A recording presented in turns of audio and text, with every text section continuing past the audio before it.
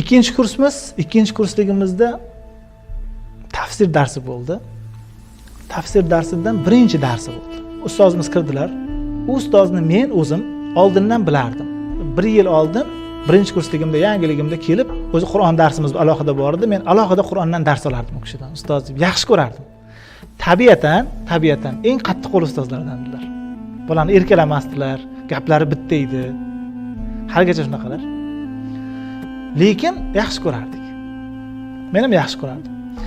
Keyin ustoz Qur'on topshirib turay, dars tugagandan keyin shoshilayotgan bo'lsalar ham papkalarini ko'tarib, ham o'qituvchilar ham masjidda imom edilar-da.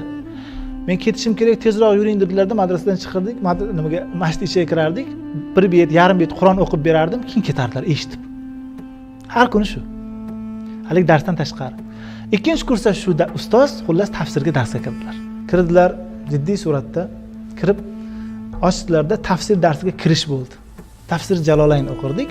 Birinchi tafsir darsiga kirish, tafsir fanni ahamiyati, tafsir fanini mavzusi, uni fazilati haqida birinchi o'zbekcha nimalardan, manbalardan yig'ilgan dastur hammamizga o'rgatildi. Endi 1,5 soat dars bo'ldi. Ustoz topshirdilar, ketdilar. Dars juda ajoyib, zo'r bo'ldi.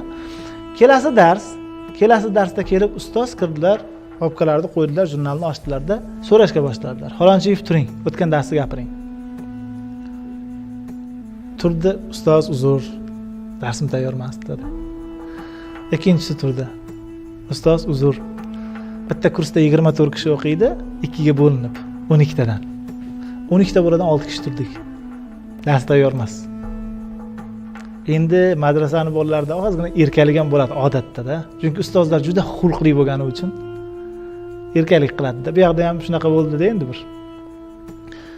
Deyilganda ustoz jim bo'ldilar, o'tirib qoldilar-da.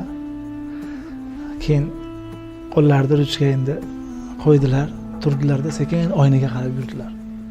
Oynadan tashqarini tomosha qildilar picha. Biror soniya bo'ldi shekilli. Keyin vazmin qadamlar bosilyapti-da, xayol surilyapti bu yoqda. Manzara shunaqada.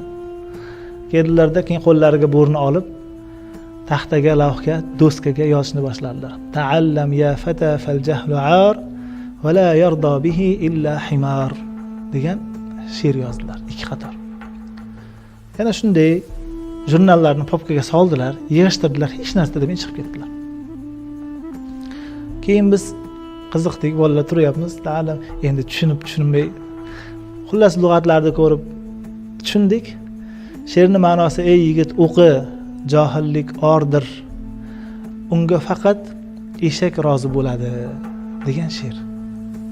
O'sha darsdan keyin bizni darsga yondashuvimiz o'zgargan. Nega? 2 qator she'r bilan o'zgaradimi odam? Masalan, menga ta'sir qilgan narsa boshqa edi. Men o'sha gapni kimdan eshitdim? Haqiqatda xulqi chiroyli, gapi qat'iyatli, fidoi deb bilganim ustozdan eshitdim. Bilaman, u ustoz bu gapni nafsi uchun, haqorat uchun aytmadilar. Bu ichi og'rib aytdi. Ichidan har narsa o'tdi o'sha vaqtda. Nima qilgan? Bizga dars berish uchun tayyorlanib kelingan, o'tirilgan, xullas rasmiyatchiliklari bor yoqda, hisobot berish kerak, dars qilingan, qilinmagan, qanaqa kechimlar odam ichiga. Lekin shu joyda hayvonsan, falonsan, pistonsan yoki deyilmadi. O'tir mana deyilmadi. Lekin turib nima dedi? Ey bolalar, o'qinglar. Johil bo'lib qolmanglar.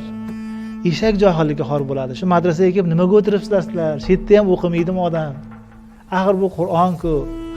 Hamma ma'ruza bor edi menga shu yerda ichida. Ana shu narsani olganimiz uchun o'zgardi. Buni hamma olgan bizda. Osmondagi bolalar.